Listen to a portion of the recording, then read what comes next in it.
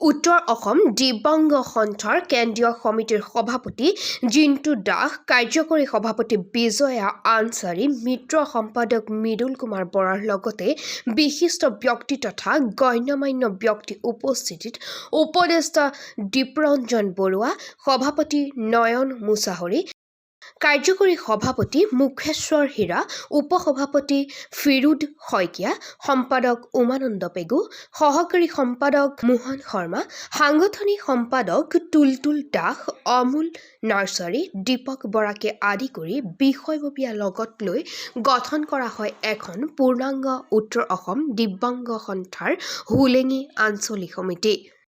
তদুপৰি সমিতিখনে সংকল্পবদ্ধ হৈ দিব্যাংগসকলে সন্মুখীন হোৱা সামগ্ৰিক সমস্যা চৰকাৰে ক্ষীপ্ৰতাৰে সমাধান কৰিবলৈ দাবী কৰে। উক্ত বনভোজতেই সকলোলৈ ইংৰাজী নৱবৰ্ষ পলমকৈ হ'লেও শুভেচ্ছা জনাই গীত নৃত্যৰে মুখৰিত কৰি তোলে হোলেঙি আয়োজন বনভোজস্থলী। গহপুৰৰ পৰা ৰাজীৱ বৰুৱা ৰিপৰ্ট, তৰংগ লাইভ।